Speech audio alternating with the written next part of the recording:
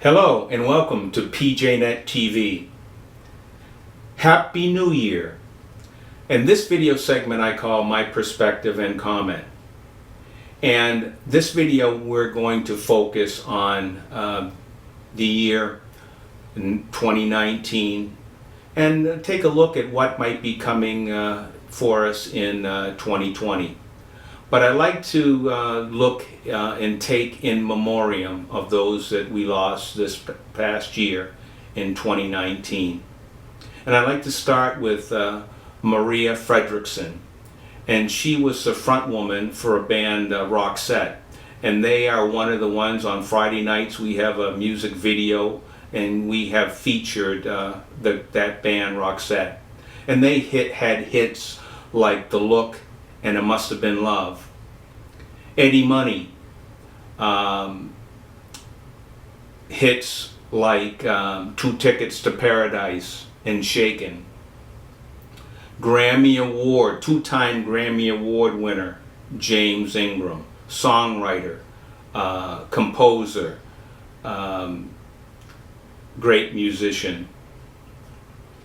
Daryl Dragon, and he was Daryl of he was the captain for the Captain and Tennille, and they had hits like Muskrat Love and Love Will Keep Us Together. Doris Day, singer and actress. Dr. John and Leon Redbone, other musicians.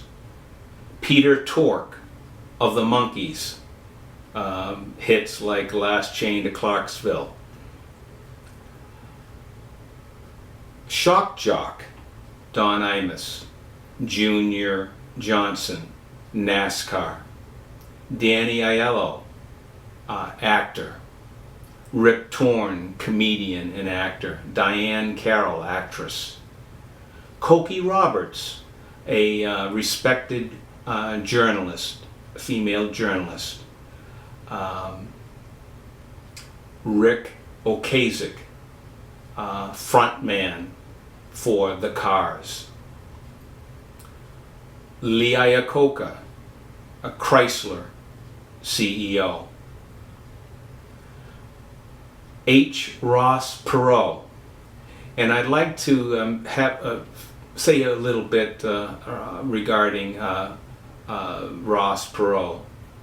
A billionaire, philanthropist, ran one of the most successful third parties called Reform Party, and kind of led the way for the possibility in people really moving forward in that third party realm. But what I'd like to mention regarding Ross Perot is he had a statement, and it took place in the late 80s when he was running against H.W. Bush and Bill Clinton. And he said, if you pass this agreement, you're going to hear a giant sucking sound of jobs leaving America and going south. And folks, really apropos what Ross Perot had to say.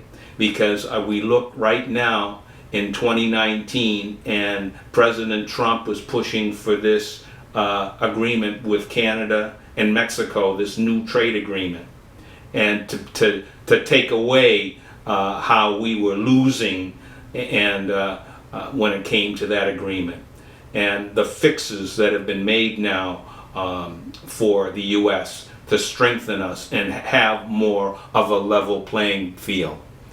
When it comes to the scrapping NAFTA and moving towards a trade agreement that favors or gives us a fair shake. Bart Starr, athlete quarterback for the Green Bay Packers. And I'd like to talk about in 2019 what I would say would be the good, the bad, and the ugly. And the good our economy. Record numbers of employment for Black Americans and Hispanics. Our young people have more opportunity for jobs and work. In fact, there's more need for workers than workers to fill the jobs. Good in 2019. The world's most wanted terrorist of ISIS, al-Baghdadi, killed in 2019. The bad. The charges against President Trump here with this Ukrainian phone call, which the Ukrainian president said there was no pressure being put on him. One of the people that was on the other end of the phone.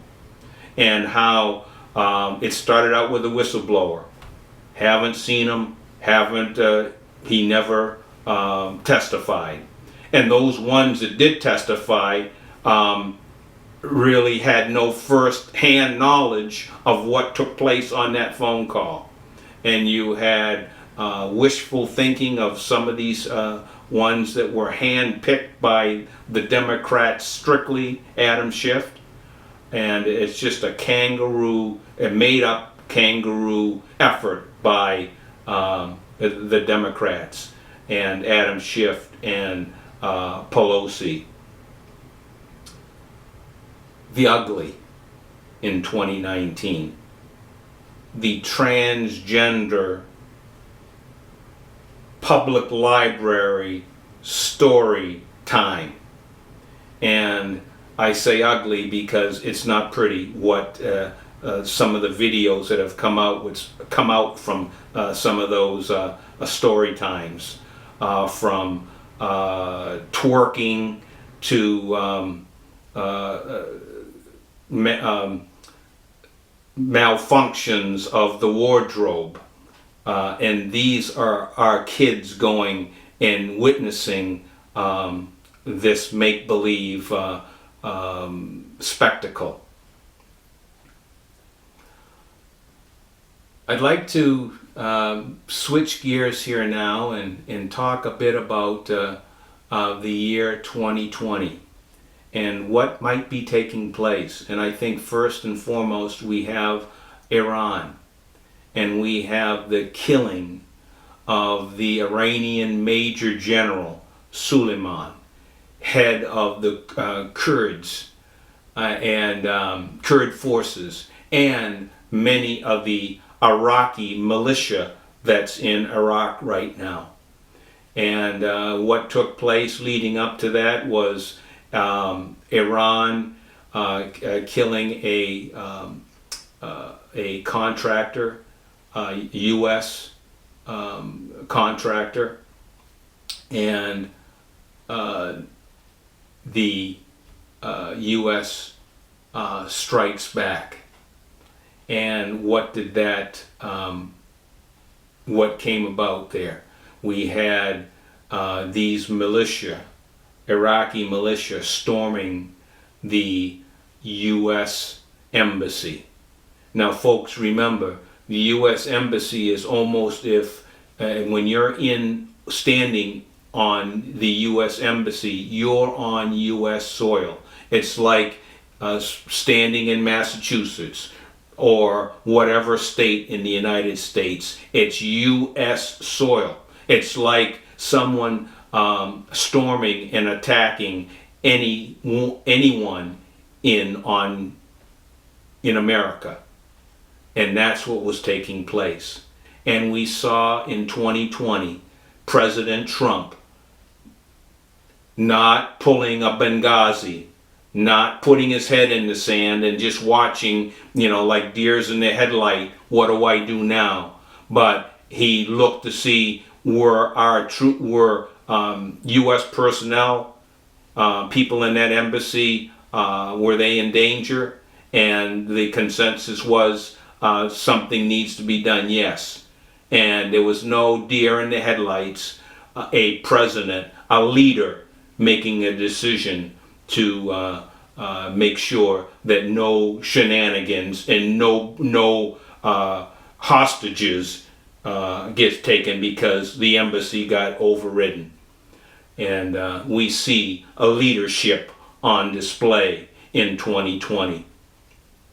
And just yesterday, that general, Suleiman, the head of the Iranian, the general, is now no more. So we have no doubt there will be some efforts by Iran to retaliate, but we have a president that has already has a game plan, has got the generals, and is bringing in the input of what will need to take place. We already have troops that are going to be coming in the area, so that anything that gets tried will be dealt with. But it's just kind of ironic that you had, instead of Nancy Pelosi or Chuck Schumer saying thank you, Mr. President, for the leadership and taking out this terrorist. No. And it just goes to show, when you talk about anti-American rhetoric, when we take out a mortal enemy who has killed this Solomon, this Iranian terrorist, has killed over 600 U.S. Troops. And there should be cheering and support by these Democrats. But no, it's strictly political, anti-American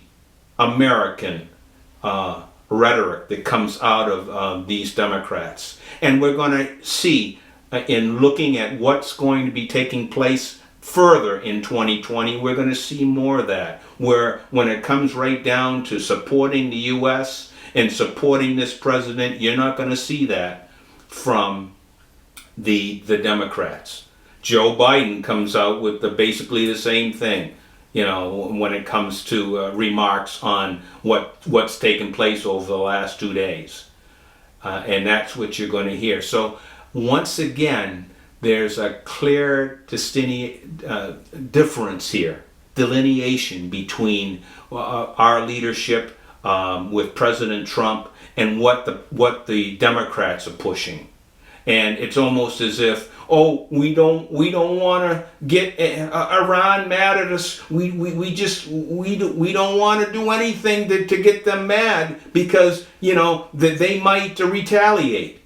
Yet and still, they can go out and kill and maim our soldiers, and we don't want to get them mad. They're already mad.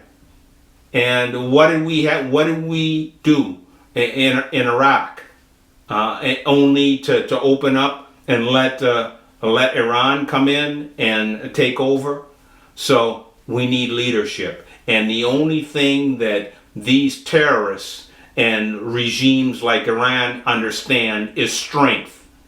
Ronald Reagan knew that, and President Trump is putting in place. We're not going to kowtow, and our knees are shaking because we're dealing with an issue of this Iranian government that has been killing Americans and killing Israelis and killing their own people for decades now. So we're going to see more of the chatter and the whimpering from these leftists. We're going to see a further, when it comes into 2020, we're going to see more of these candidates that are talking this leftist nonsense, these giveaway programs, and no one's talking about how are they going to pay for it all. Like Elizabeth Warren, once she starts getting into how it's going to be paid for and how she's going to enact some of these social programs, the people are saying, her own party is saying, wait a minute, we didn't sign up for this. And that's why she has taken a dip in support. But she's gonna hang in there. She'll be there. Bernie will be there in 2020. Joe Biden, Uncle Joe, we may see him there. But what we're going to hear in 2020 is that same old socialist program rhetoric, when you start thinking about how is it going to get paid and what is the final cost, people are going to realize, wait a minute, all the progress that we've made on the economy will be snatched away if we enacted all these social programs. And the money grab that Elizabeth Warren wants to do when it comes to demonizing companies and having anyone that makes that's in the top 1%, they should make no profit when it comes to Elizabeth Warren. So, as far as she's concerned, you can bankrupt anyone that's in the top 1%. So we in 2020 we have some things that some challenges that we will be facing when it comes to bad actors. Let's not forget Kim Jong-un, North Korea. Let's not forget about China. And a bright spot in this is that in 2020, if we get an agreement, a trade agreement, finally finalized, and both parties sign on the dotted line for that agreement, that will be huge. Talk about the economy spiking and skyrocketing. That will be one of those catalysts, along with a very good outlook for President Trump in November in winning the presidency if that trade deal is finalized and both parties agree to that. So we have a lot to keep our eyes on in the coming year, and we will be doing so. And that's my perspective and comment.